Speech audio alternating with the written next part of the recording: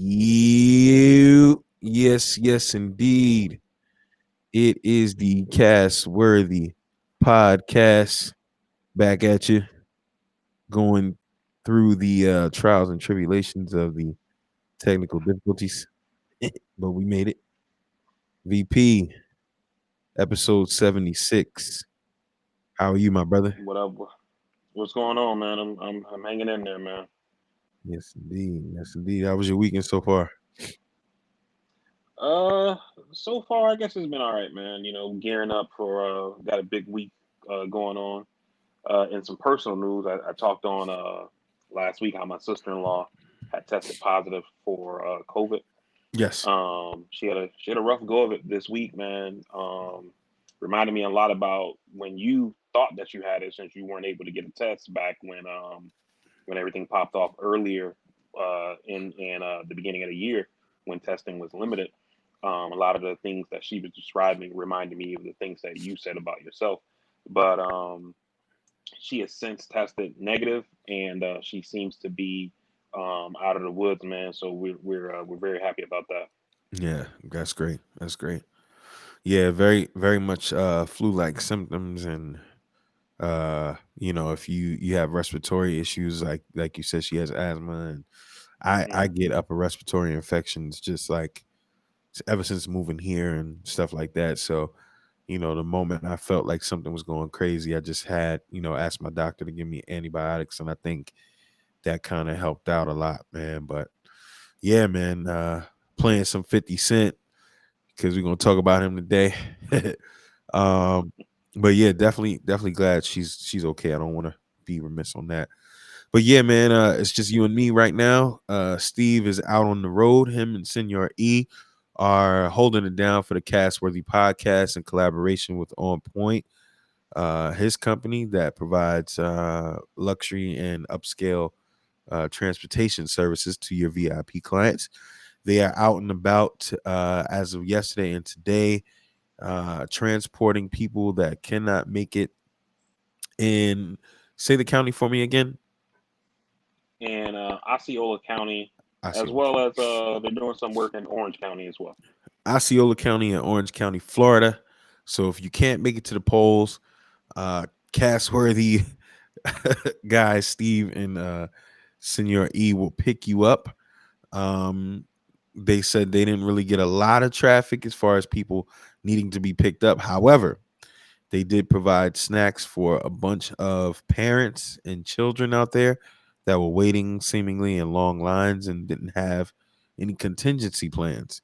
So they're coming back out there today. They look fresh. They don't look like they're there to do anything of the sort. They look like they're about to go to a barbecue, but they are here for the people. So be aware of that. Yeah, man, let's get right to it.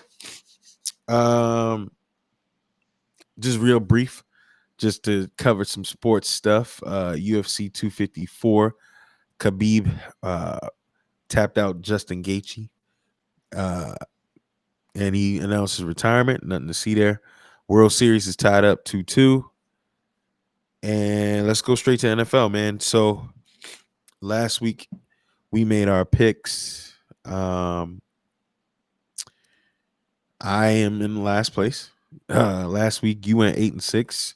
Steve went 9-5. I was 7-7, bringing the yearly totals 48-26. VP in the lead. Steve right behind you, 46-28. And I'm still over 500, 41-33. I'm good with that. Good with that. We got week 7 games today. And we pull that up. Steve is giving us his picks. We're going to get through this so we can get into the meat of some things. All right, week 7. So you already have, we didn't pick the Giants and the Eagles. I think we were remiss Ah, in doing that. So can't count that. yeah. So I guess I don't know how we'll handle that for us all. I guess we'll all take a L on that, whatever it is. Yeah. Um, but first game you got after that, Panthers at the Saints. Who you got? Panthers at the Saints. We got Michael Thomas, who looks like he may not. I guess he's not going to play because of the hamstring. Yep. Manuel Sanders is out with COVID. Um, that's a tough goal, man. Top two receivers gone. Oh, they still got Kamara though, and Carolina ain't really that good. So I think I'm gonna I think I'm gonna go with Saints, but probably a close one. Saints in a close one. Steve, let me see. Let me write this down. Saints in a close one. Steve has the Panthers. Steve has the Panthers. I'm gonna rock with the Panthers also, even though Sure. typically you have been right so far. Huh. I think this one is quite easy.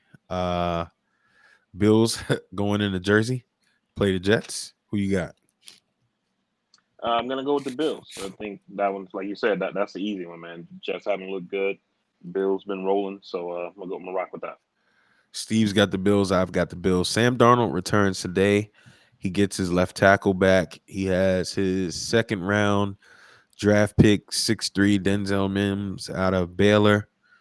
Uh, there's a lot of hype around it. They're saying they're gonna actually try to win today, so might be closer than we think. But I'm still going with the Bills, unless Josh Allen does what Josh Allen does late in the year, which is take a lot of hits, fumble, and interception. I'm predicting that though. Browns are going into Joe Burrow's house. You got Baker Mayfield getting a lot of venom, getting a lot of smoke, saying his time is up. It's over. Y'all donezo.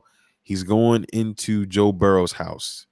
Who you got? Who you got? um, Even though Baker is getting a lot of flack in the press and from in his own house, I think the Browns pull this out. But Baker, he needs to get his shit together, man. He is inching every week. He's inching closer to becoming Johnny Manziel, and it seems like he's doing nothing to prevent that from happening with his comments and all that kind of like you you can talk your shit when you're doing the work.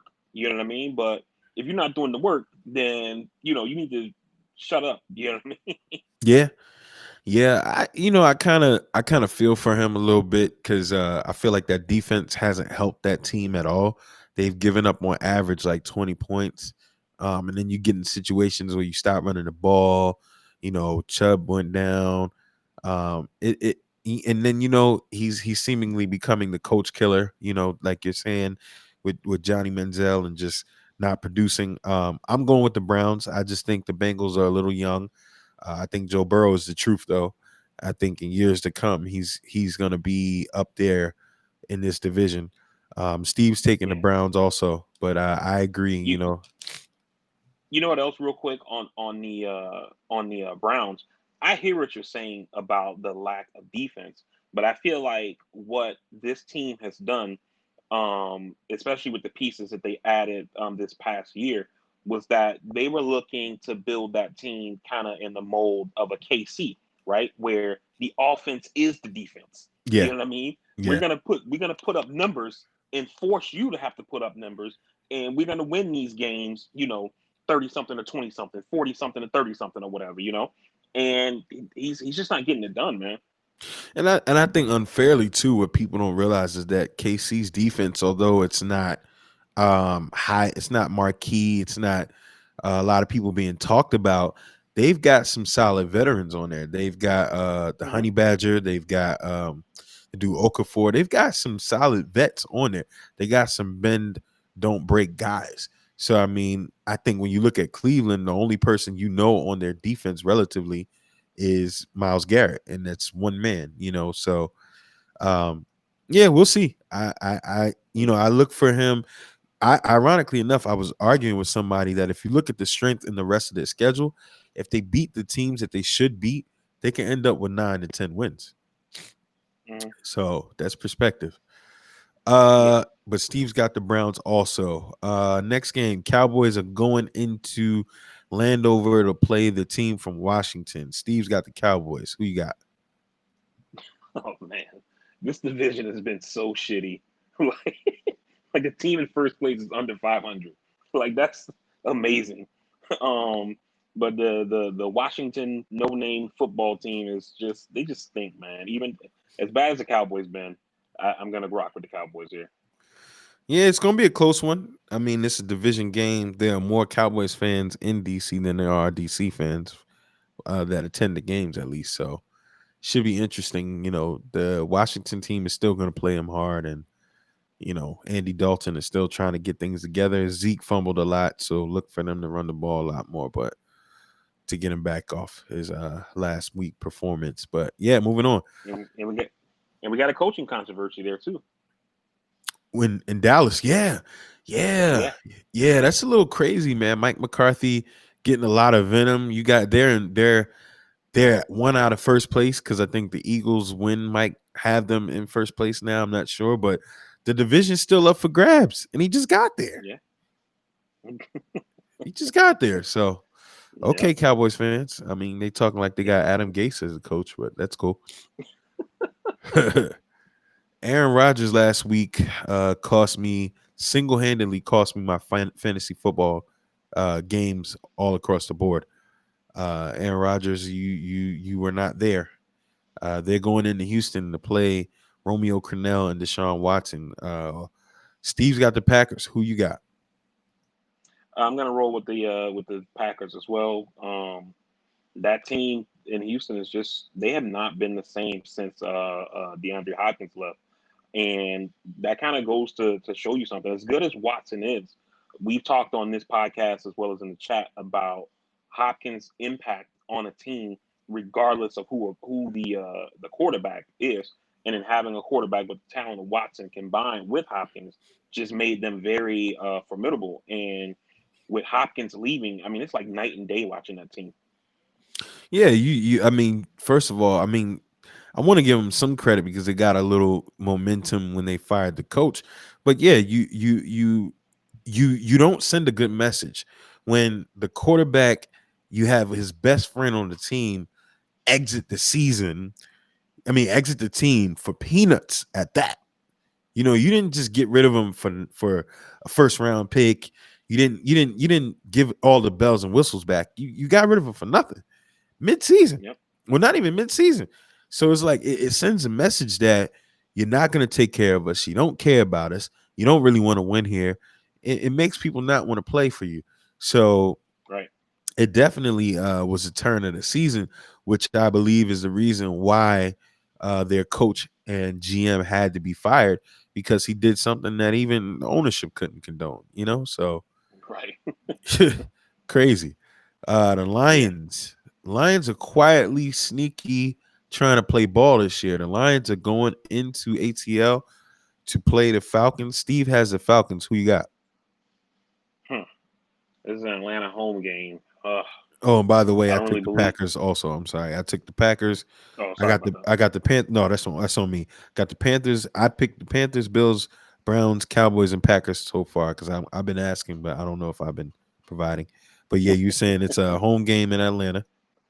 Home game in Atlanta. You got two quarterbacks who I really don't trust.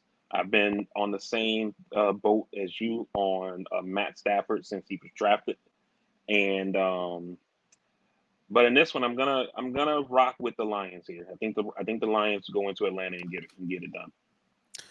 I agree with you for all the reasons that you provided. I think Matt Patricia may actually have figured it out. So, and I just think the Lions are just they're reeling. Even though they did good last week, I don't expect them to have that back to back. The real marquee game, the real game to talk about here, Steelers 5-0 going against undefeated Tennessee Titans in Tennessee. Steve is taking the Titans. Who you got? Man, it's tough to pick against the Titans. The way that they're playing, but I don't know how long I've been saying I don't trust Ryan Tannehill, and now he's in a situation where he's playing a defense that is pretty good. You got a pretty good defensive minded coach. Minka Fitzpatrick has continued to play great safety play, which shows why we drafted him with a number one pick in Miami, and then traded him for a number one pick to the Steelers. He's showing his value, and I think Pittsburgh and that defense gets it done. Yeah, this is a tough one. Steve took the Titans. This is a tough one for me to call. Uh, yeah, this is a tough one for me to call. As you were saying all of that, I thought about it all. And Ryan Tannehill is a question mark, but they do have Derrick Henry. And I don't know how good the Steelers' run defense is. They have given up a lot of points in recent games. I'm gonna go with the Titans. I can go either way. I'm not mad at how that goes down either way. Next game we got here, Buccaneers, Tampa Tom. I submitted my application, my bandwagon application to the Buccaneers fan base last week. They all wanted some form of payment. That wasn't going to happen. So I'm in there regardless. You have two teams that have monikers that are similar to Pirates. But the Buccaneers going into Las Vegas to play John Gruden's Raiders. Who you got? Man, I think here I'm gonna take Tampa here.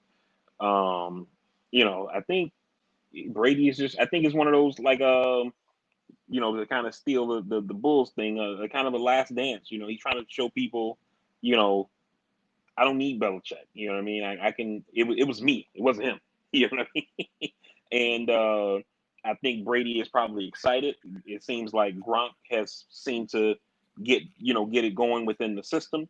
And then they're adding AB. I know he won't play this week because of the COVID protocols or whatever. But I think that team is getting ready to go on a run, and it's probably going to start this week with beating a quality team in Las Vegas. Yeah, Steve took the Bucks as well. And I don't think and AB I think probably could be available, but you got to remember this is still the last week of his 8-game suspension.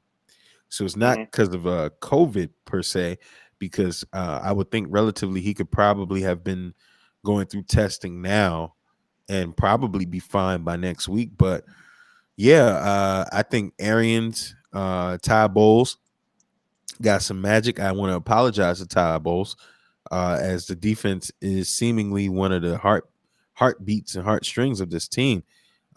Also, let's remind ourselves that Vegas and the Raiders, their whole O line was out of team activities for a while due to COVID. So, even though that may not mean a lot, it could mean a lot. It could mean that they were just getting some rest.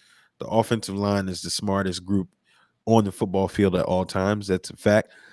So they might not have really needed to practice together, but they did have some guys out, so that might make a difference. Sidebar: the Bills also had their entire tight end core go out with COVID, so that might make a little difference for Josh Allen, but it is the Jets. But I just wanted to make note of that. So Yeah. we've all got Sidebar. Sidebar. Bucks. Sidebar. Side by side, we all got the books. I kind of talked over him a little bit. Sorry. Um, Speaking of Todd Bowles, right? Me and you have talked about in the past. Everybody ain't head coach material, right? You got a guy who's killing it at the office, and instead of saying, "Man, this guy's killing it, let's give him a raise and let him keep doing what he's doing," they said, "Let's give him a promotion." And this guy ain't management material. You know what I mean? And then he gets up there and starts fucking it up. And Todd Bowles seems like he is a good defensive coordinator. Romeo Cannell is a good defensive coordinator. Josh McDaniels is a good offensive coordinator. You know what I mean? So everybody don't need to be promoted. You know what I'm saying? I felt how I felt about Ty Bowles for quite some time. I also don't think I think his biggest problem that season, the 2015 season, Fitzpatrick throws over 30 touchdowns. We're 10 and we 10 wins. We almost in 10 wins. Buffalo beat us twice that year. I think Rex Ryan just had it out for us. He didn't do much else after that. I think Ty Bowles deviated from what he typically did and tried to play that chess match. We also always talk about how these people always try to get smarter than they need to be. Keep it simple. Ty Bowles runs zone coverage defense all year round. Gets to playing the Bills 2 times a year, man coverage, man on man. I'm a man my guys up, and it doesn't work. So I think Yeah. he fell victim to that. And but I agree. Some people are just great coordinators. Some people are better served in different settings. Like Herm Edwards goes to Arizona State, and he's doing phenomenal with those guys in college. Lovie Smith is doing great at Illinois with what he has there. So and the atmosphere, the environment. Todd Bowles had one of the worst head coaches. I mean, not head coaches. GM situations you could ever have. So Steve is kicking in. It's a lot of static here. We bringing him in. Steve O, can you hear us? Can't see him though. I just see two of me. Yeah, I see him. I can't hear him. You can see him, Here, but can you hear him? I hear him. Yeah, I hear him. Okay, I just see no, two of me on my screen. we What's up, can't hear Steve EJ O? though. What's up, Steve O? He saying he can't hear me. I can hear him. Yeah, I hear him too. Okay. I hear Yeah. Vari. I don't hear EJ. Go We ahead, Steve. hear We hear you. you. Go ahead, man. Sing your traffic. We hear you. What'd you say? I said, go ahead. We hear you, man. Let's talk about it. Talk about what? We're going Like, over what's picks going right on? now. What you guys Yeah, doing what you for the guys are people? doing? Oh yeah, we're gonna get into that. I was just joining in to see what you guys were talking about, so we could just pod. I can't hear EJ though, so uh, I'll have to. You'll have to translate. We need the little guy like when they do the on the side.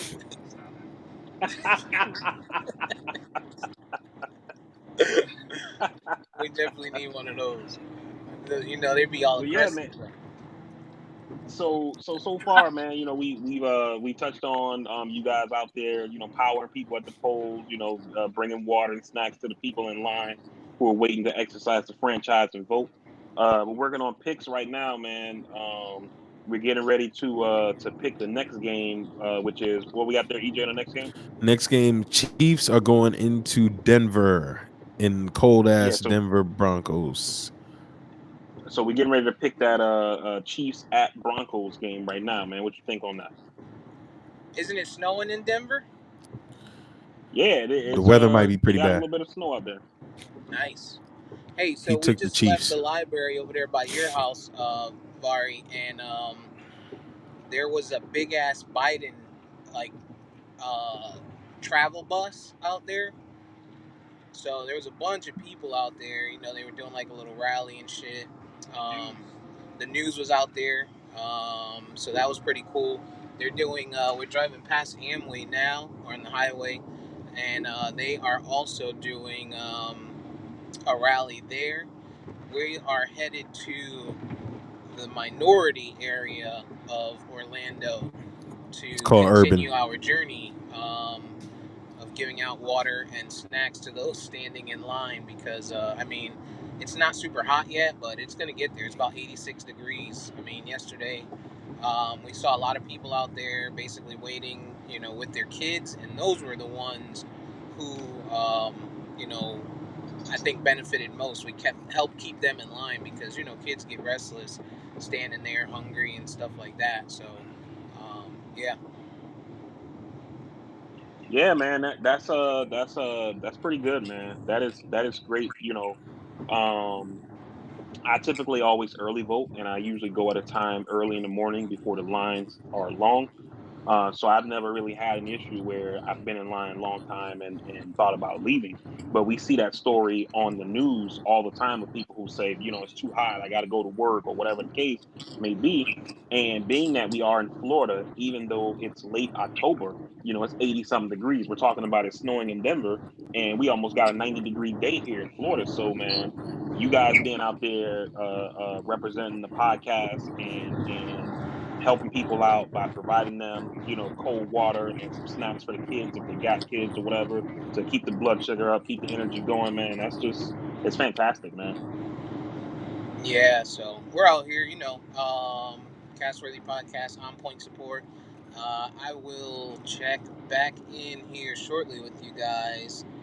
I'm gonna try and reset some stuff and see if I can get back in and hear both of you guys talking because it's not gonna. be a good experience if I can't hear EJ. Are you on live now? Yeah. Hey, can you ask VP can he look up to see who's first place in the NFC East? It's the Cenyour E Eagles. is he wanted to make sure he got that in before 1 o'clock because once the Cowboys win, they'll be back in first place. It'll be a seesaw thing all year until Carson Wentz is out for the year. Yeah, it's in that NFC East, man. It's essentially a race to the bottom. Listen, man. Yeah, you should know. Nobody asks how you got in the playoffs. Man, that's true. Remember, if anybody should be a testament to it, it would be you with the Miami Heat because they were shit before the bubble started. I wouldn't go that far. They had I an wouldn't go 11 that far. the Miami Heat had 11% chance of making the finals before the bubble. Hey, So all it takes is for you to get into the tournament, man. hey, I never used to. I wasn't really a believer of it, but they say it's not how you start; it's how you finish. Yeah, that's what she said.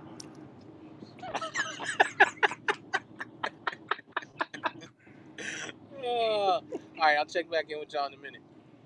All right, man. Y'all be safe out there on the road, man. East. This guy. All right. Enough of the shenanigans here. This guy. Yeah, so shout out to them. 9 days until election day. Go out and vote. They're out there working with the people down in Florida, trying to get it done. Back to these picks here, unless you had something. Looked like you had something going on there. No. Nah, I was just agreeing with you, man. Let's keep it rolling. All right. All right. So did we take anybody though? Because y'all started talking about it. He picked the Chiefs. Who do you have? Nah, we didn't pick that game. I'm gonna go Chiefs as well.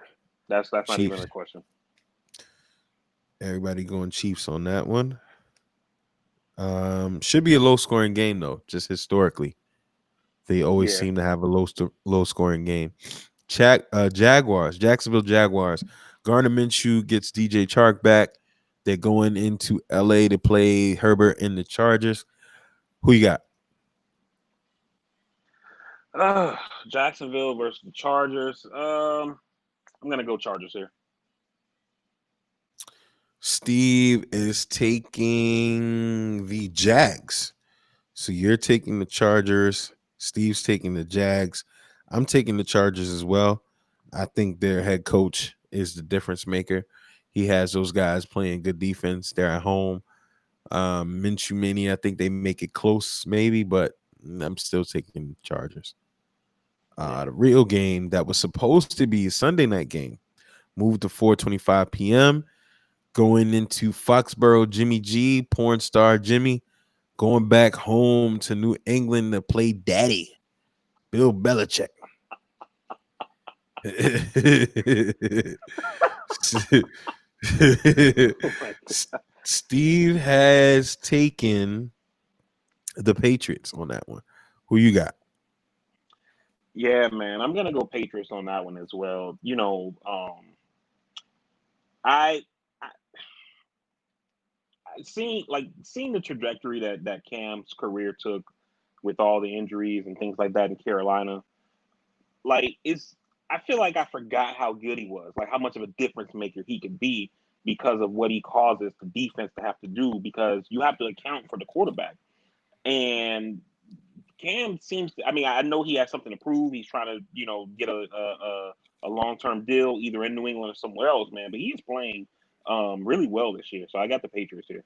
He's one of the top quarterbacks in the league, man, and people forget, when he's in a good situation with Josh McDaniels. And honestly, he's not even playing with a lot of weapons. Wes Welker has been dropping the ball. N'Keal Harry has been inconsistent. They got Harris back there running back and Burkhead, but he's really playing with the C squad. And they still were points away from beating the Seahawks. It had he played that Chiefs game, I think they would have won.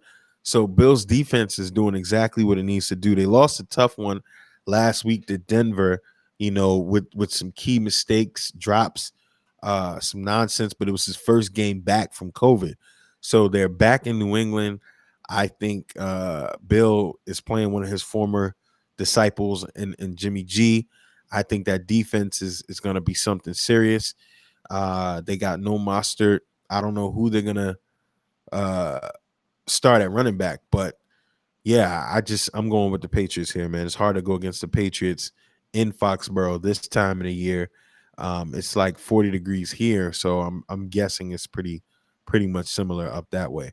So I'm going with the Patriots. Sunday night game, divisional NFC West game. Seahawks are going into Arizona. Kyler Murray's been on a tear recently. Seahawks are missing a couple of linebackers and Jamal Adams. I look for this to be a high scoring game. Who do you have? Man, in a game like this where you got two teams that look, really good, sometimes it can come down to one thing. It could be defense, but in this case, I think it's going to come down to quarterback play. And if I'm looking at the two quarterbacks, I'd rather take Russell Wilson than Kyler Murray. So I'm going to go with the Seahawks on this one. Yeah, Steve is taking the Seahawks as well. Um, I'm usually ready for Russell Wilson to provide us with a letdown. Uh I don't know. It's kind of hard. This might be one of those that I'm jumping out the gym on again. Because I haven't had one yet for this week. And I think I will go with the Cardinals just because. So both of you guys got the Seahawks. This is my jumping out the gym pick. And final game of the week, Sunday night game. Actually Monday night game. I'm sorry. Monday night game. The Bears are going to play the Rams. Who you got? Um, hmm. This game in LA. Yes. Hmm. I want to pick Chicago here. Them being at home might have kind of sealed it for me, but I'll still take Chicago on the road. Yeah, I'm going Chicago on the road as well. I don't know what they got going on in Chicago with that man, Nick Foles. I think he's just provide. I think he's the new Fitzpatrick. Just finds Yep, ways to I get said it that done. last week. Yeah, you did. I think he just finds ways to get it done. Steve's going with the Rams. Not a bad pick. I just haven't seen the aerial attack from Goff and Cup, and he's got Woods going, but they just don't seem stable to me, especially after they took a pounding from the 49ers the week before. I don't know how good they're really going to be on that. So Yeah, me and you are with the Bears. yeah, man. Nick Foles, he's that new Fitzpatrick, man. He's like the work husband almost. You know what I mean? Like he ain't take out the trash. Like yo, he can't he can't take advantage of a single high safety. he Like he ain't washed the dishes. Oh man, that's crazy. The work husband, the good old work husband conversation never gets old, boy. I tell you that. Tell you that much. All right, picks are in, man. Like I said earlier, man, we started off with a little bit of vintage 50 Cent. Because we talked about Ice Cube last week. I didn't really weigh in too much. I'll let you guys go ham on that. But 50 Cent, I think in a trolling and joking manner, maybe not, endorsed Donald Trump, but I think he recently just put out a tweet saying fuck Donald Trump. So 50 is emotionally stable.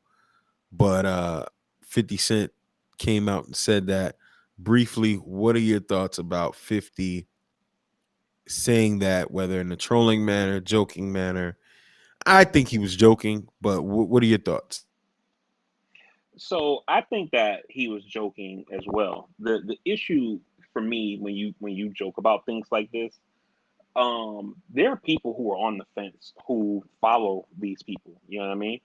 And we talked about in the past how some people equate uh, uh, uh, financial success with intelligence, you know. And so, if you have a person like 50 who, even though he started off, you know, doing the drug thing and then rap and things like that, he's been extremely successful. He's made, you know, great moves in terms of finance. When you look at the deal he did with vitamin water back in the early 2000s, getting involved in that, and then it got sold to Coke, and he made like 100 mil or something like that off that deal.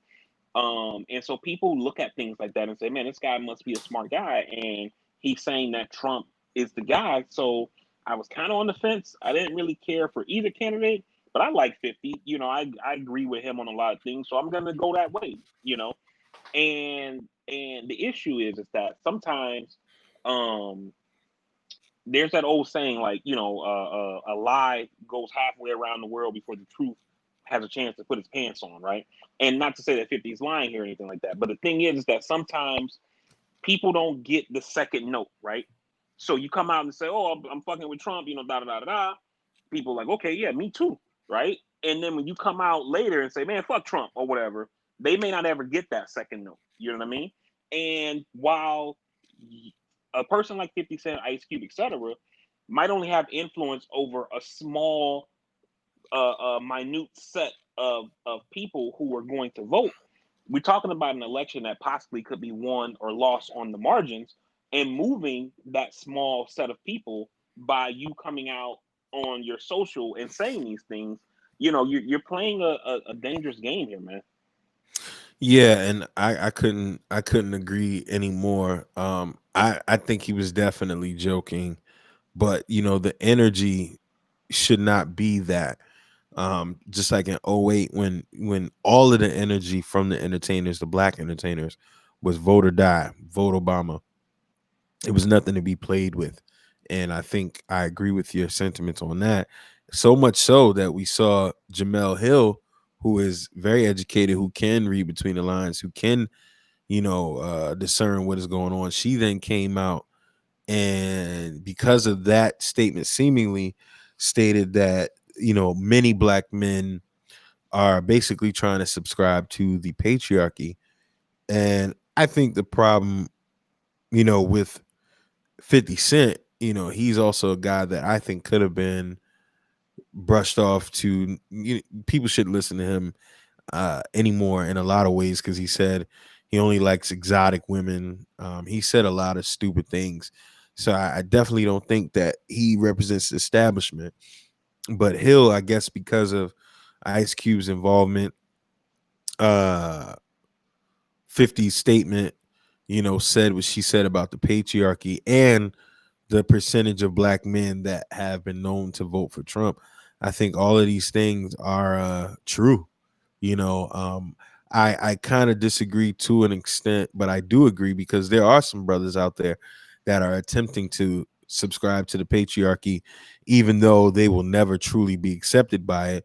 And the patriarchy being the white male patriarch society that has run this nation since its inception. The truth of the matter is, no black person will ever probably get to that status or stature until we see aliens come, and Trump's Starfleet is in action. But yeah, man. What were your thoughts on that? How did you feel? I know I had some feelings about it, but what was your thoughts on her comments?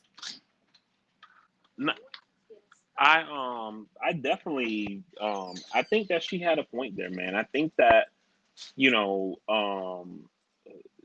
I think a lot of times, you know, people are just looking out for themselves, man. I mean, I guess you got to do that or whatever. But I feel like in our community has been so impacted by things that have happened in this country that sometimes we can't just go out there and say, you know, I got to do me, you know, because things are bad for us. You know what I'm saying? And, you know, you look at somebody like a LeBron James, somebody who's one of the most famous people on the planet, got all the money in the world, you know, can live in the blessed neighborhoods and things like that. He comes home and niggers paint is spray painted on his front gate. You know what I'm saying? And so it don't matter how successful we are, we still we're still black. You know what I mean? And so to come out in support of somebody like a Trump is just it amazes me, man, especially somebody at that level. And going back to Ice Cube, last week I talked about how I think Ice Cube is just talking shit. He wants his voice out there, but he's not doing the work. And John Legend said before, this was a while ago, that he gets asked all the time if more celebrities, if more entertainers should get involved in politics. And he said, yeah, if you want to do the work and educate yourself on the issues, have at it and get involved. Your voice would be appreciated. But some people, if you want to just stick to making bops, that's cool too. And Ice Cube, it to me needs to stick to making bops. He came on Twitter talking about how HR 40 doesn't go far enough in the things that it purports to do for the black community, et cetera, et cetera. HR 40 was passed like 2 years ago. Like, what the fuck are you talking about? You know what I'm saying? This is just somebody who is just making noise for the sake of making noise, and he could end up having an impact on this election, and an impact, in my opinion, that he will have will be in a negative way. So, I mean, going back to Hill, there is truth in context of what she says. I think like what we're saying largely, and what we've been saying largely about Cube, about 50, about those of us that say, well, Biden's track record and this, that, and third, timing is everything.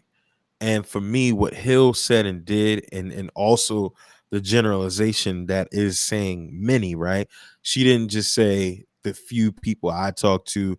I talked to 6 people. She's putting anecdotal research out there, and then she coupled it with the word many, which leaves generalization for me. And for me, my only issue with it, and it has been my only issue with it, is one, the source. Jamel Hill has continually, to me, seemingly been somebody who has deeper issues with black men, as she says different statements that put us in different lights. Like, she came out and came at Deshaun Jackson when he said what he said. She said, well, I'm a black person and I don't see how he did this and did that. And she did different things like that. And for me, at this time, at this age and time, where we got Botham Jean, we got Breonna Taylor, we got George Floyd, we got Rashard Brooks. You can't, you shouldn't. I don't think it's good. I think it's divisive to say these type things at this time when we're at war with the patriarchy, when we're at war with the Trumps, when we're at war at the right wingers. It's not great timing for me, and it's divisive for me. And those are the things I disliked about it. When it comes to Cube, you may agree or disagree with what he's saying. I mean, shit, HR 40 may not go too far. It's just the time where we don't have that administration to even really think about it. Granted, you could also be on the cynical side like me sometimes and say, well, shit, Biden may win and may never do anything about it either. Still not Trump. So I think that the timing is shitty in that regard. Um, Regarding celebrities doing more, I definitely think and welcome and appreciate when they do more and they outright say these different things. But Huey Newton said some time ago, and I'm paraphrasing, and I think Malcolm X may even have said it. You can't rely on the rich and wealthy to do what's the best thing for the people, because their investments, their interests will always set the tone for their real intentions. But I think, overall, listening to what you said and how I feel and what I think about it, I think the timing is everything, and it's just, a brother, when you say things that generalize us as a people, whether it's black women, black men, in the climate that we're in, it's almost like how people have been saying black men need to protect black women. It's kind of like, dude, like, people tend to focus on individual situations and silos, because somebody that's been raped by a black man, somebody who's been impacted by domestic violence by a black man. Unless you're telling me that substantially crime in the black community outweighs any other ethnicity, and rape and domestic violence on black men and black women is way higher than any other spectrum. It's kind of like that same argument that people say, well, what about black on black crime? Crime is crime. It's not. It doesn't represent the large body of us. It doesn't represent all of us, and it shouldn't be treated that way. We have people that are being killed by the police because of the way we look.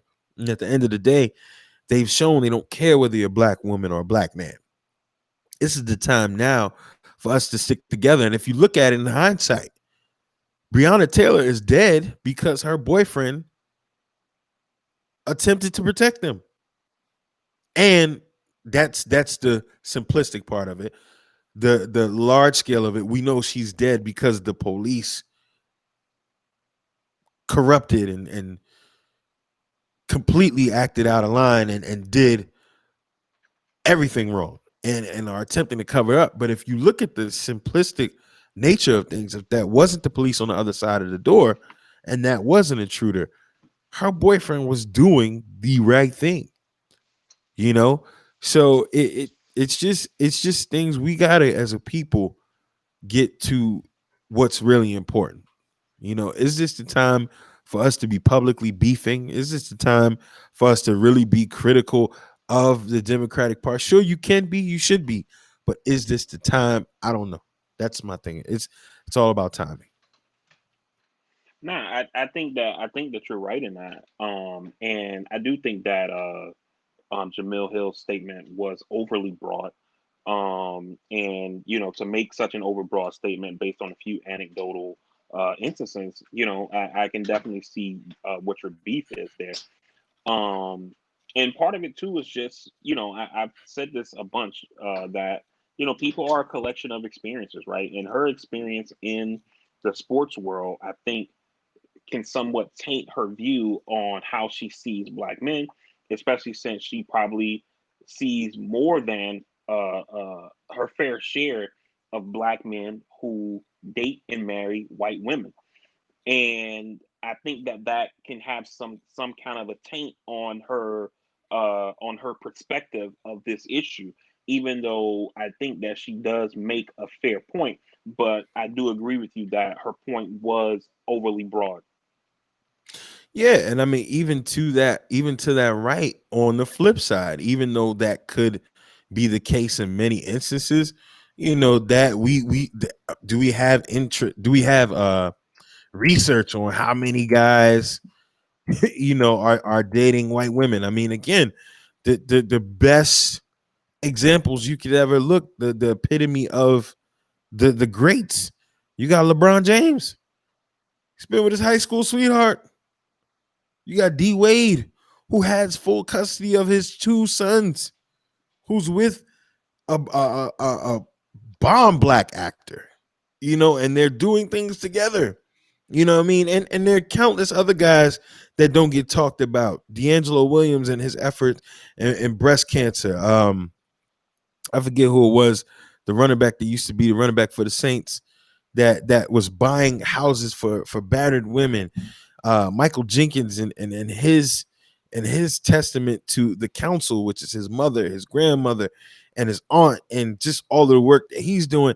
It's just like it's just I don't know, man. It's just tough because when you have a brother that literally was killed in front of the eyes, while the eyes of the people, while the whole world was watching, you know, um, to just say something like that in these times, it's kind of rough for me. Just kind of rough a little bit. But what can I say? Like I said, I think the timing is a lot of what we've been talking about. Um, but yeah, before we go into that, I want to play something and let me know if you hear me because it's gonna lead into my next segment here. Let me know if you hear me.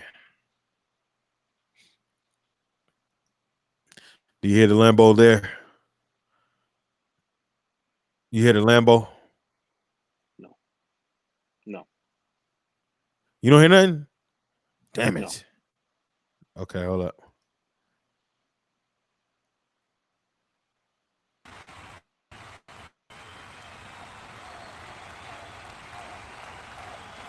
You hear that?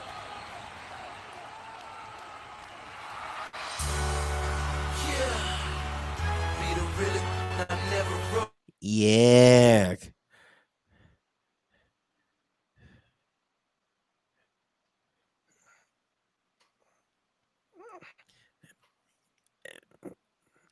It's the edited version.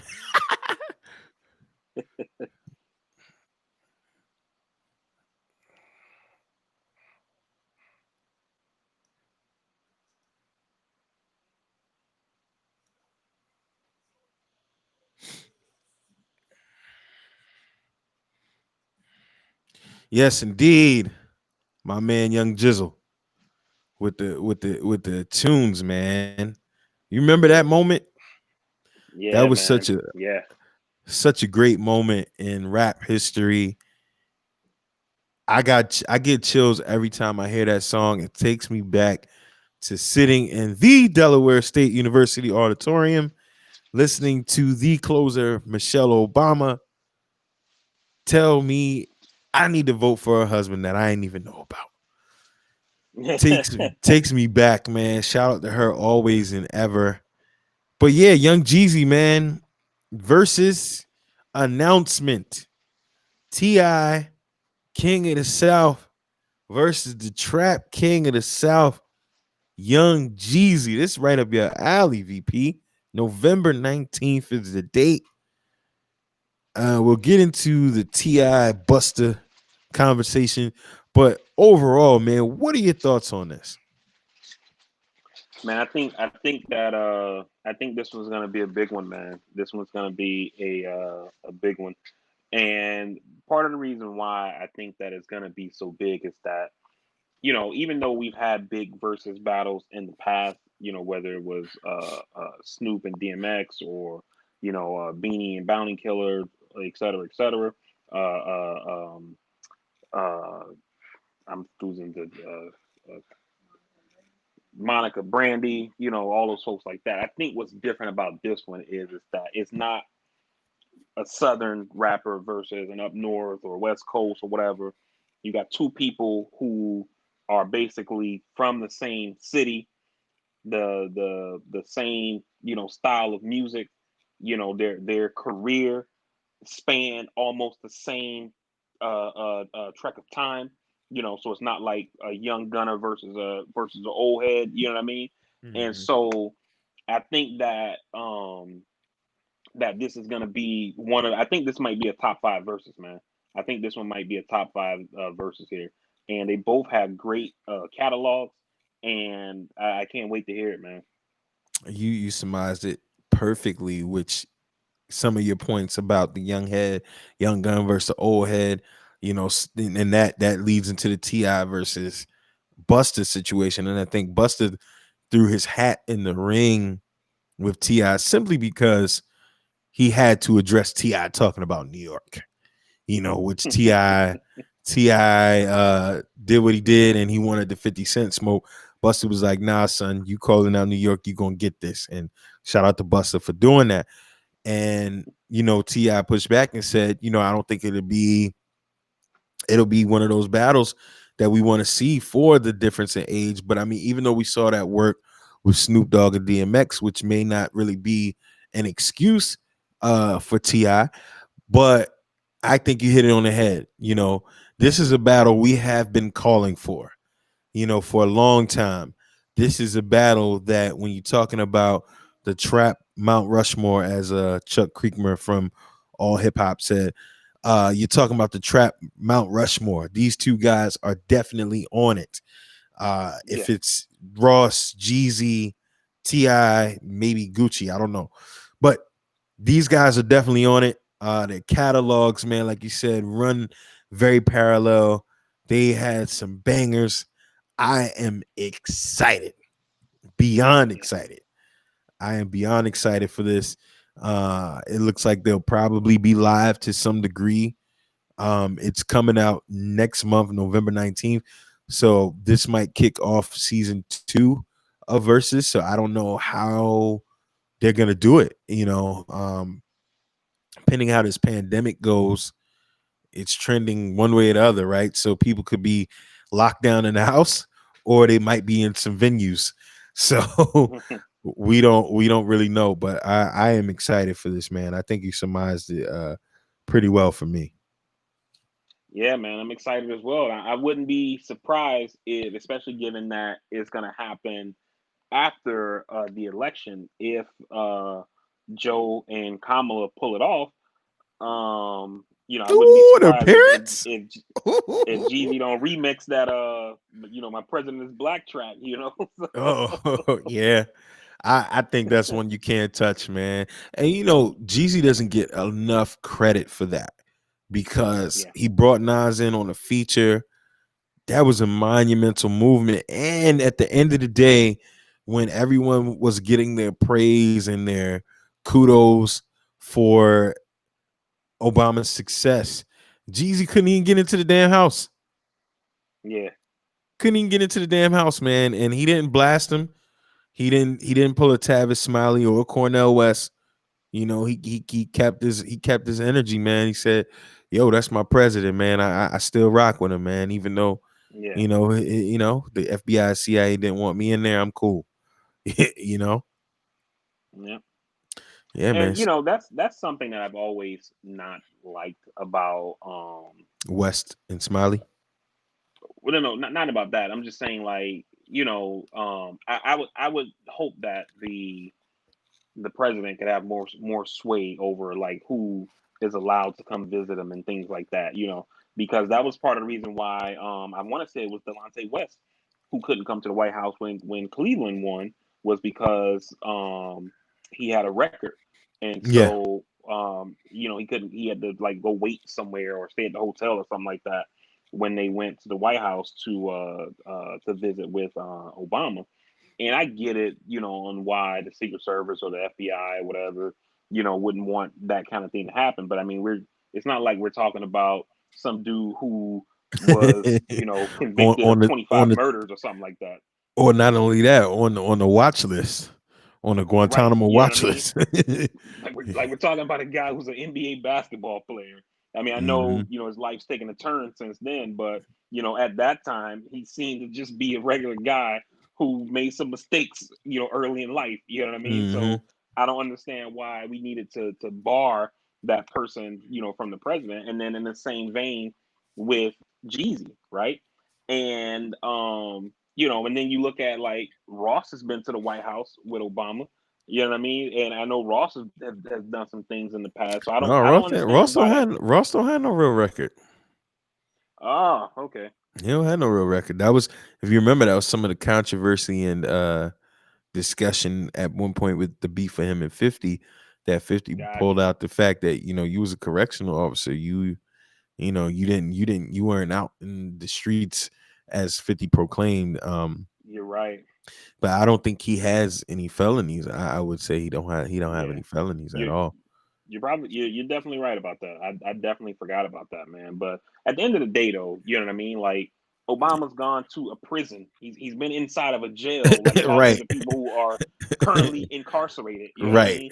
So I don't right. understand why somebody who is a rapper, it's not. I mean, like they check these people before they come in. It's not like yo, is Jeezy holding? You know what I'm saying? Like Yeah, the like I safest don't. place he could be.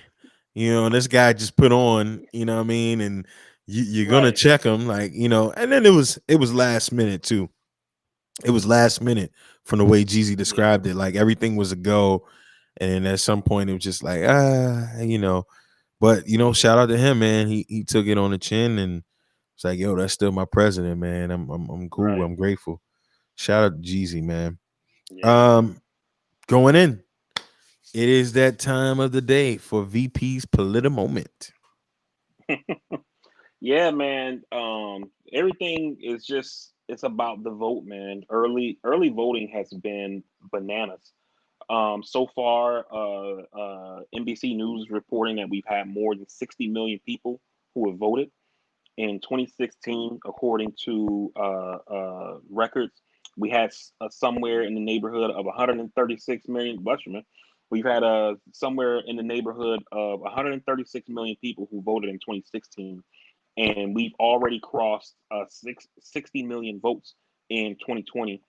Um, According to Target Smart, which is a firm that basically does elections analysis and modeling and things like that. They say that one area of voters that are surging is young voters, which is surprising that young voters actually seem to be turning out. We have, of course, this data is not final, given that the election day hasn't come. Um, but that's a good thing. If a good thing for Biden, especially if young people are turning out, because young people trend to vote more Democratic than Republican. The numbers everywhere are crazy. Texas already is at 80% of its vote total in 2016 so far in 2020, and they still got early voting that goes through Friday. So it's very likely that Texas may get past 100% of their 2016 vote total before election day. The final thing I'll say on this, man, is that my nephew this morning in the family chat, we were talking about voting, and he texted this morning and said, "Oh, I'm going to go vote on election day." And I told him this, which is I'm going to tell our audience here. I think waiting until election day to vote could be a mistake. And the reason why I say that is that over the past couple of days, we've seen COVID cases surging. We hit a record on Friday in the total number of positive COVID cases, and that record was then surpassed on Saturday, yesterday, the day after, with a new record of COVID cases. And this is 8 months into us dealing with this crisis. So, given that COVID cases are surging, we don't know what election day is going to look like. Are you going to have people who work the polls who say, I ain't going out there? I'm not going to be dealing with hundreds of people in one place at the same time and potentially get myself sick. I have kids at home. I may have an elderly grandparent at home, somebody with pre-existing or some kind of condition that can be worsened by COVID. So even though I volunteered, I'm not going out there, which could then make the lines longer and things like that. So while early voting, if you live in a state that has early voting, or if you have your absentee ballot, go ahead and early vote or fill out your absentee ballot and drop it off at a appropriate place to be collected. I would not wait until election day. Yeah, I'm wrestling with my mother on this because you have the other school of thought that people are not trustworthy of the system, and she is 60 plus, at risk, and still dead set on going in and voting in person. And I think a lot of this is fueled by her hatred for Trump. I mean, she every 5 to 10 minutes is posting stuff that we know. I'm like, yes, mom, we know this. Like, we know. She, every 5 minutes, Trump's an asshole. Like, okay, it's not breaking news. So unfortunately, because of that, I will be going in person with her because I have to. I can't let Yeah. her go on her own. So great, good job, mom. But yeah, 9 days away. I would surmise and suspect that a state like mine, we will be okay, because Yeah. Maryland is not slowing down. Hogan, while he has done a lot of good things and a lot of good bipartisan things, he's still a Republican, who is largely heavily relying and for small businesses. So I think at least up until the holidays, he's going to do everything and anything that he can do to keep our state flowing. Which I think in the next 9 days, I don't think he's gonna do anything more or less. And we're also a state that has been reportedly keeping things steady. So yeah, you raise a good point. As always, good political moment. Keeping it political. What were your thoughts and and feelings about? and Oh, even go ahead. one more thing I wanted to say, and I know that especially when we talk about absentee voting, there's a lack of trust there. I'm somebody who didn't trust absentee voting. This is actually the first election, or in the primary, I absentee voted, and then I did as well for the general. But this year is the first time I've ever done it. I've always in person early voted. I've never voted on election day. But I saw a story on MSNBC, and it talked about how in Maricopa County in Arizona, how they process the absentee ballots. And I thought, if this is how my state in Florida does it, or my county at least, or the country in general, then it actually gave me a little bit more trust in the absentee process. And essentially, the way they did it, the guy who was in charge there, he was taking the camera crew on a tour, and he was saying, basically the post office delivers the ballots to them. They get thousands of ballots per day, somewhere around like 100,000 a day come in.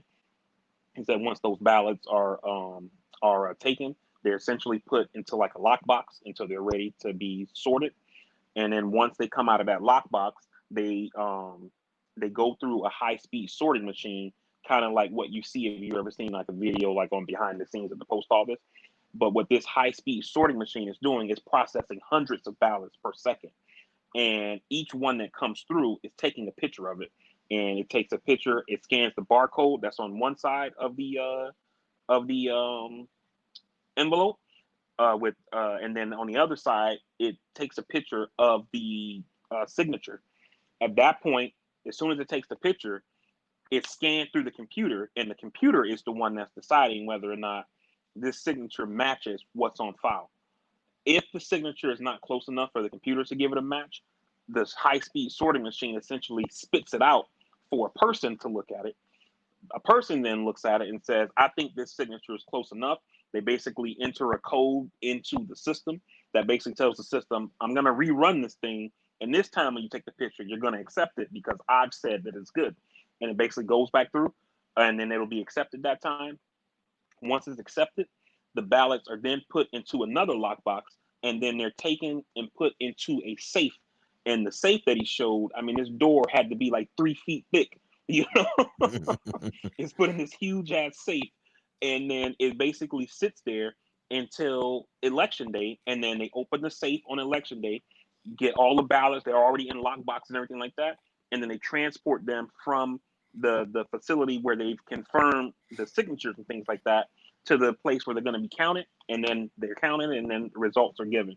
So that gave me a little bit more confidence in the absentee process. But that was Arizona. I don't know how we're doing it here in Florida or how they do it in Maryland where you are, but that gave me a little bit more confidence in the process, because I've always thought the signature verification process was some election worker who's saying, "Oh, I don't know," and But then, so but then it made me not trust it. you also were able to confirm that your vote was counted, right? Right. We And we so, track ours in Florida. and So I so, I put mine in on Friday, and on Saturday it was counted.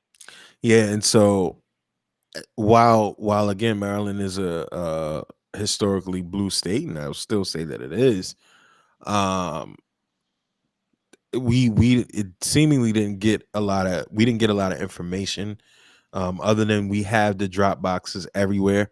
Um, but then again, I don't know. I could be ignorant. I don't know, but I just think my mom is, yeah, doing doing what she does. But I think again in our city we have so many precincts, we have so many locations, we have so many people that have done early voting through the Dropbox situation. I don't think it'll be too much. And what I'm hoping will happen is that, like, my aunt was in Yonkers yesterday voting, and it took her 3.5 hours to get done. And unfortunately to her, though, she didn't realize that in senior citizen status she could jump the line. So after 3.5 hours of standing around, my mom was like, yo, go tell them you're a senior and they'll put you at the front, which actually happened. But she was going to be out there either way. She's in her early 60s, but she's working person. She's able to be out there. They were going to rock out. But Yonkers is a part of Westchester County. It's a small. It's not a small city. It's a self-contained city. So I would think that it's not many places you can go. So I'm thinking like the whole city was there. You know what I mean? So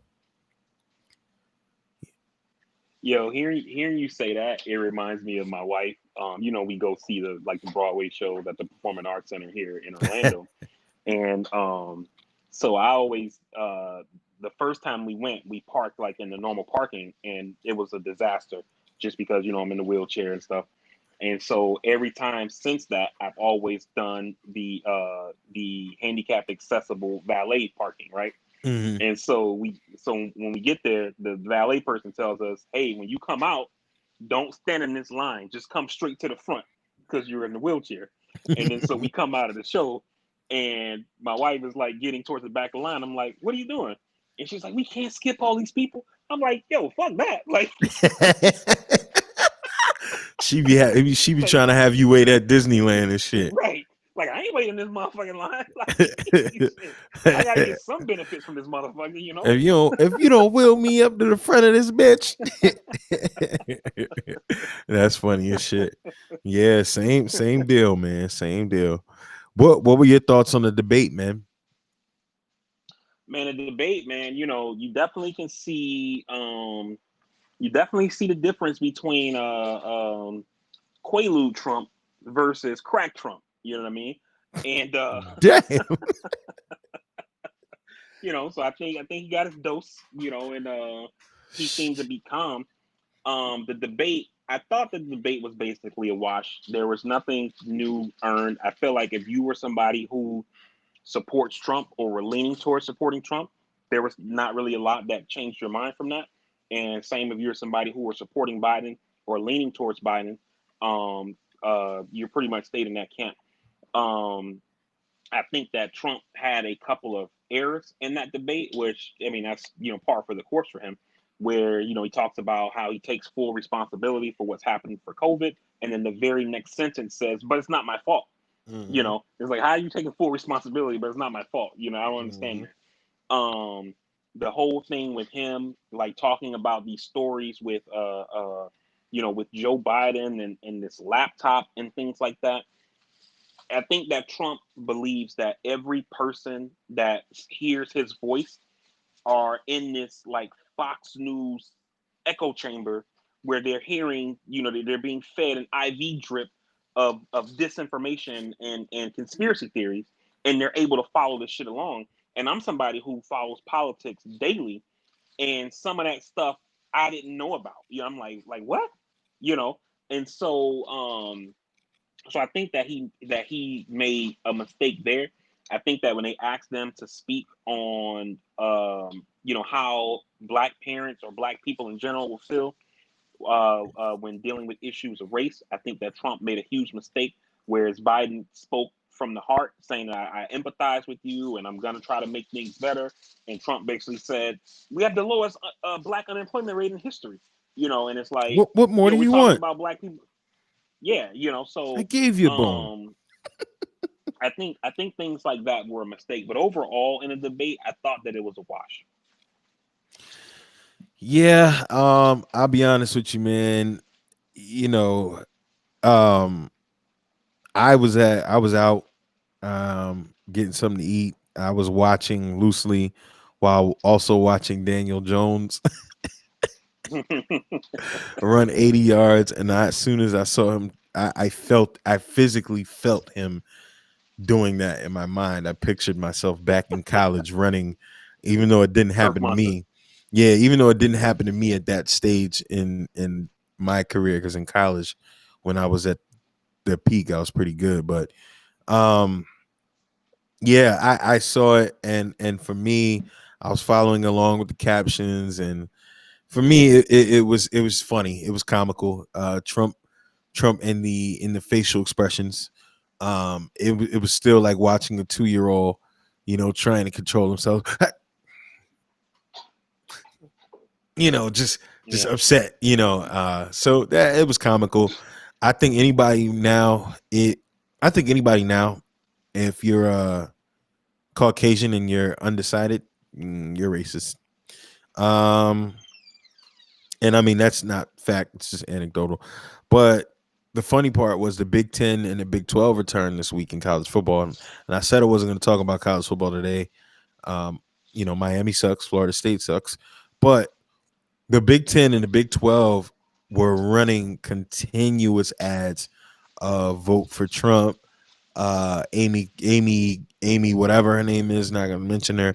Coney Uh, Barrett. we're not even gonna do it. Um, just ad after ad after ad, and I'm like, oh, this is where all your campaign money is going, huh? And Hmm. it's just funny to see these schools and what they're aligning with, these presidents and these conferences and what they're aligning with. So that was interesting for me. Like I said, like you said, the debate really didn't swing the pendulum any other way for most of us. The undecided people, I don't know, with 9 days away, that was maybe 10, 11, 12 days away at the time. I don't know what else, you're looking for.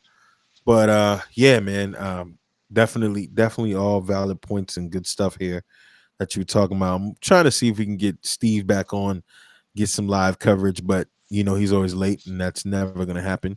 We're wrapping here though. New content, what to watch, some new things to watch. I watched the Chicago 7 Netflix movie. I was a little skeptical and on the fence, um because one, I wasn't that informed of the situation, the historical context behind it, but Netflix always has me skeptical, right? But that was a phenomenal movie to me. um it speaks about the Democratic convention in Chicago in the 60s, where there was riots, violence, police brutality rampant. You had 7 people on trial, basically being tried in conspiracy for the riots that happened. And Bobby Seale was one of the people that was initially on trial, and I did not know. And when you see this movie, it just goes and speaks to the continuous and foul corruption of this nation. So Is this a definitely, movie or a it's a documentary? movie. It's a good movie. It's a Okay. good watch.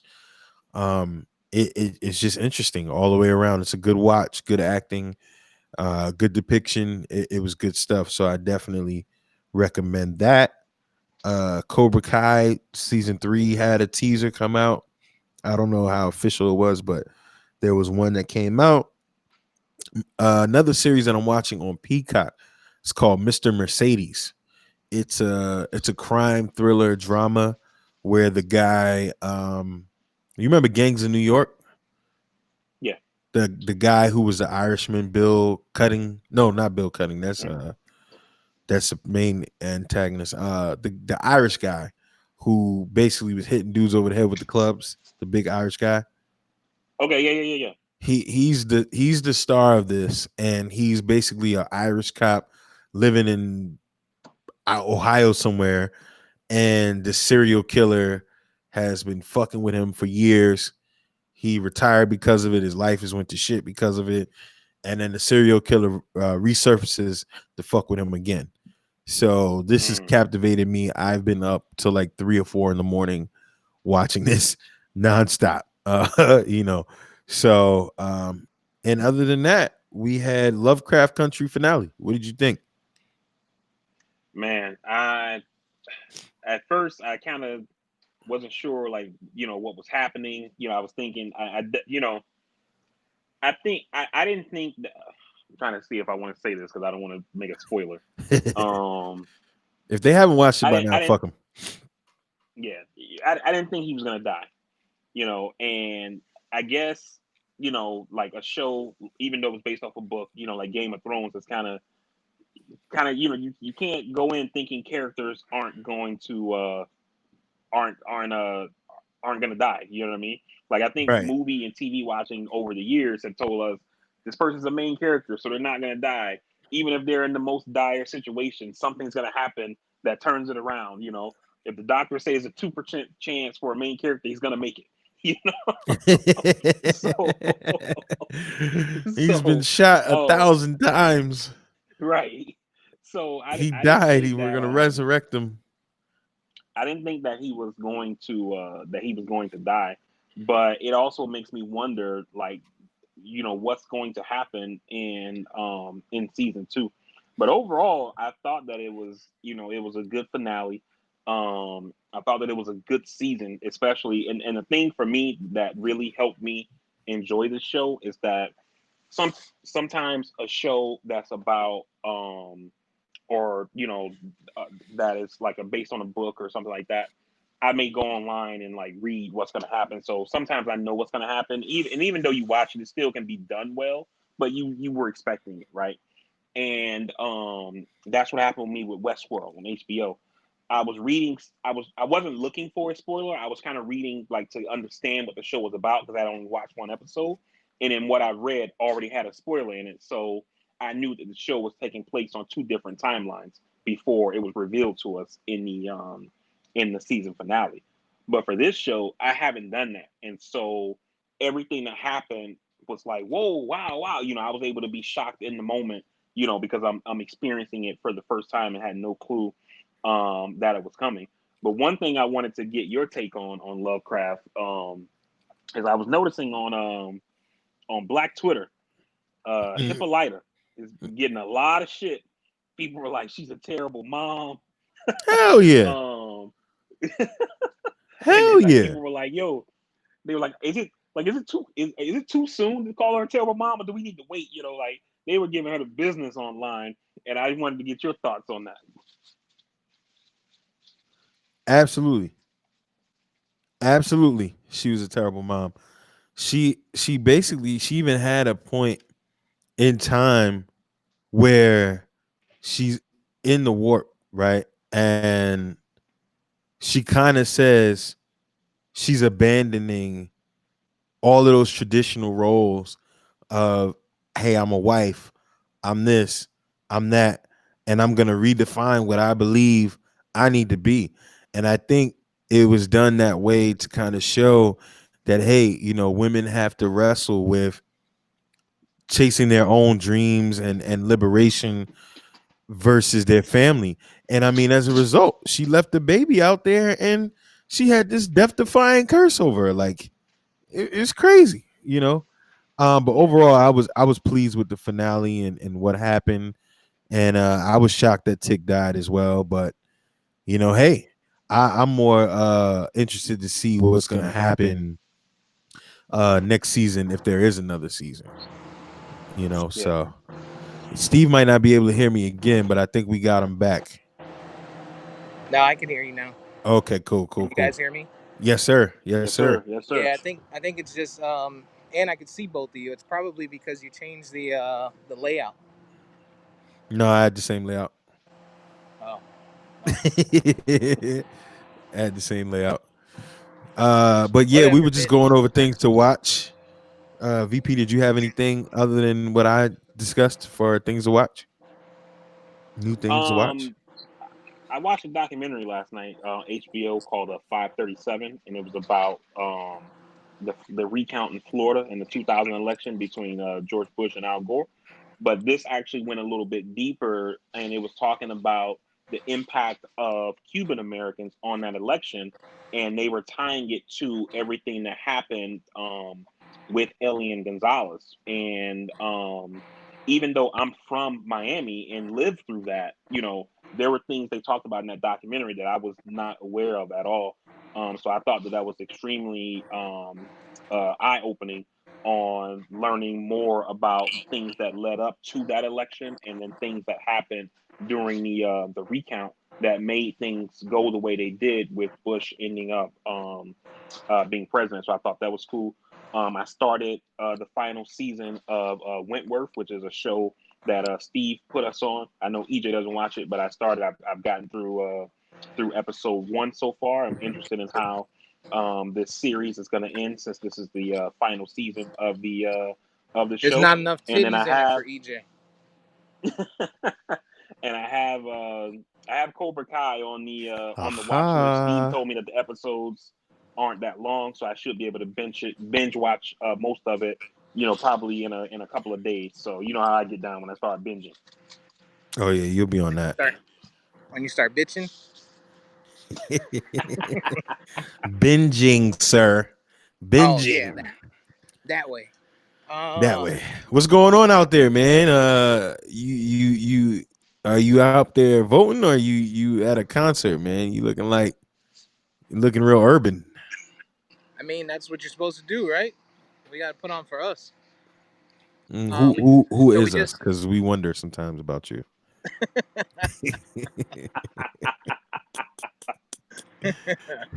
just because You don't like Keisha and them. We just ain't gonna blow you just up. because I'm not into dark meat except my chicken. Oh God. Oh God. Um, yeah, Wentworth. So, Laurie, good news is Wentworth. When you get to the end, you're gonna be like, "What the fuck?" But it's because they actually are doing another season. So even though this is the last one, I guess they decided probably to go ahead and do another one. Mm, Maybe because they couldn't finish, everything due to the pandemic. okay. So they probably chose a cutoff spot because I was wondering why it was only 8 episodes. But it is good this season. It gets a little slow in the middle, but it's still good. Ends good. Um, I started watching Borat last night, so that's on the new Borat. It's on uh, Amazon Prime. Amazon Prime. It was pretty funny. There's a lot in there to make Republicans mad. You'll see when you watch it. So Vari, Yo, speaking of Borat, can you put some context around this Giuliani portion of Borat? I didn't finish it. But Okay. allegedly there was a part in there where he was doing something with a minor, or preparing to do something with a minor, and it got caught on video. Ah, So I have to finish watching it to be able to speak to it. So I don't want to speak out of turn and make things sound bad. got you. But And I'm not sure if he said it. Let me throw a allegedly in there. Allegedly. yeah, Funny how saying allegedly now cures all. right. When you when you say allegedly, it's like what was it that was in what was it Ricky Bobby, when he walked in the bar and he says you can say oh, what is it? God damn it. Another example of black people. They don't call the name of the movie. They say the character and then use his name. It's Talladega Nights. Talladega Nights. Yeah, Ricky Bobby. Like Ricky Bobby in them. Yeah, remember I don't remember Ricky that movie Bobby? that much. Yeah. But yeah, man, we're out here. The kids are out here. EJ, or not EJ, Eric's boys, they're getting their hours for school, for community service out of this. So that's a good thing. On top of us doing what we're doing, we just left the black voting poll. Um, and it's funny because as we left, I said, Eric, I said, isn't there another one around here? He was like, no. And I said, you sure you telling me this is the only one in this area? Yep. So suppression Mm. Mm. at its finest. You say the only black, you mean like what do you mean by that specifically? That well, it's the area, right? So the area is predominantly black. Oh, so they only have one precinct in this area, basically. For One early voting one location. early voting, yeah. Okay. So now we're kind of like in the what do they call that? The swirl. This one is kind of black and white. The one that we're getting to, that we're at now, it's not as much chocolate ice cream, but you at least get a little bit. So we're out And here. let me say something to that real quick, Steve. That point that you just made. That while that is a form of suppression in the state of Florida, you don't have to vote at the early polling location that's near your home. You can vote at any early voting location in the county. Right. So whether they want to go to the supervisor election, Amway, the community center, somewhere else, Winter Park, whatever, as long as they're in Orange County, they can early vote in the county. So people should know that. that is the yeah, and that's a good point of information. But that is the suppression part, right? Right. And Absolutely. it's the fact that they may not be able to get to those places. So Yep. Yeah, convenience, that shit like yeah, that. We all, the convenience along with it being the only place, so people see the line and like, nah, I'll try again tomorrow, or fuck that, I'm just not gonna do it, or whatever. yeah, That's definitely part of the suppression. But I definitely want people to know that they can go anywhere in any early voting location in the county to vote. yeah. So we're gonna swing back by there too because the line wasn't as long, but also church hasn't let out. So once the Southern Baptists get out, we assume that the line will probably get a little bit longer. And we'll hit some of the older people, the elders that might be standing out there with some water and stuff for sure because it's starting to get hot out here. Mm, okay. Good work, guys. Good work, man. Good work. Absolutely. Has anyone? What's the response been from the people out there that you guys been able to interact with? You Yeah. know, it's standoffish. COVID has people standoffish, of course, right? It starts out that way. Usually, after the first person is like, "Yeah, sure," then you start to see people, kind of the same people that said no. You know what? Yeah, I'll take some peanut butter crackers, or yeah, I'll take a water. It is kind of hot. I'm parched. Uh, So are y'all doing it like baseball game style, like that's water, peanuts, or is it kind of like you know now, so we got a transit van, right? Big ass transit van. It's like a 12, 13 passenger van, give or take, pretty large. good luck. So we pop the door open, we jump out like we about to beat somebody's You got your ass. glasses? Grab the coolers, pull the coolers out, and then just start at the back of the line and work to the front of the line and just be like, hey, you guys want water, whatever. We're gloved up, masked up, um, got the sanitizer on deck. Make sure none of the grubby hands get into the food or into the coolers.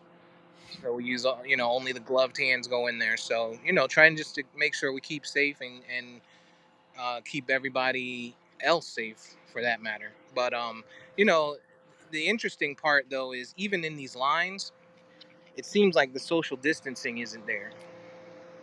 In some areas, in some places, you're seeing it a bit, but it's definitely not 6 feet, Mm, not at all between people, right? So when you see these lines and they look long, it's not deceiving, but because they're spread, it's they're long because there's actually a lot of people out there. So I mean, the Gotcha. turnout is actually really good, and as we see where we're pulling up to, everybody, most of the people out there, you know, are wearing like Biden masks and shit like that. So it's going to be interesting to see how the Florida vote goes for Biden and Dickhead.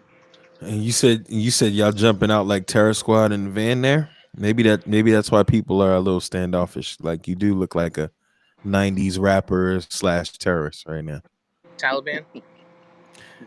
Like DJ Khaled mixed with a pun from the Bronx Yeah, right but now. Somebody got the look at mixtape. look at look at his face. It could never hurt any. Yeah, okay. Yeah, okay. Good work, man. And how's E holding up, man? Is he hopeful for his Philly team today? I know he's like, we gotta get to the game. I gotta watch the game. Well, No, they he play actually already Thursday. played. I forgot. Yeah, he got lucky. Okay, I forgot. I forgot that quick. Yeah, I they play forgot that Thursday, quick. so he's feeling himself with that.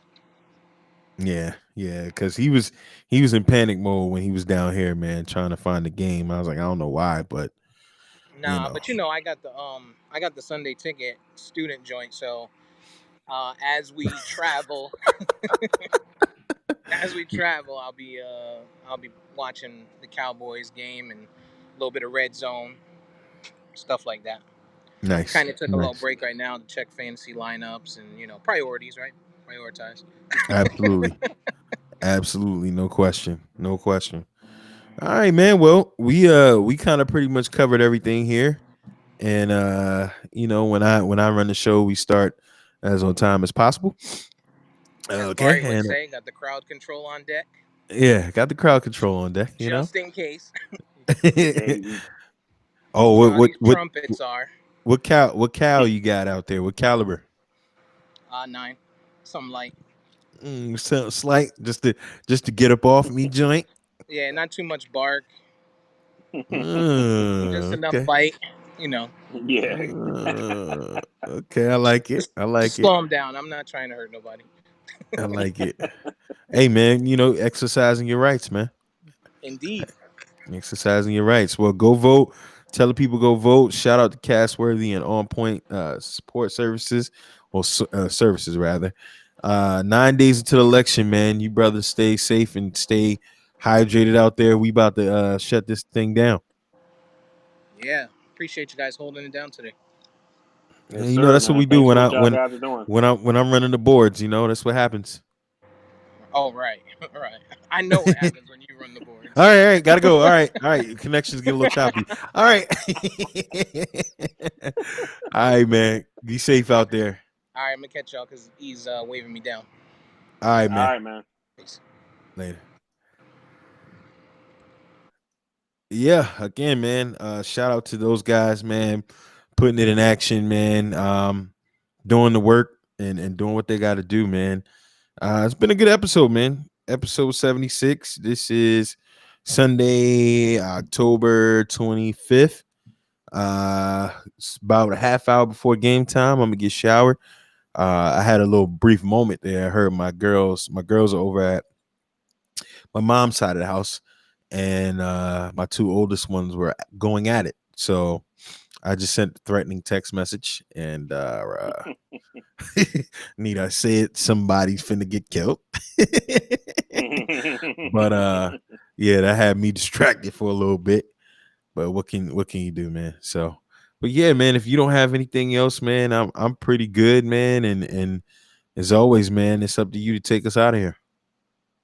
All right, man. Hey, like EJ has said, everybody, shout out to Big Steve, as well as Senior E and Senior E's two sons, who are out there delivering water and snacks to people who are waiting in line to vote, to encourage them to stay in line, to be able to stay hydrated in this Florida heat, and get a little bit of something in their stomach to maybe keep the blood sugar up, or maybe they just were going to eat later or something and they're hungry, just put a little something on their stomach, out there on behalf of the podcast, man, doing their part. If you can get out there and do something like that, definitely do it. Don't be afraid. Don't let it come November 4th and the election doesn't go the way that you want it to go, and then you start thinking I could have done more. So definitely do your part if you're able and willing. As always, we definitely appreciate you guys rocking with us. Those who join live on the Facebook Live, we appreciate you. Those who will listen later once the episode is posted on the various platforms, we appreciate you just as much as well. Don't forget to like, comment, subscribe, share, follow.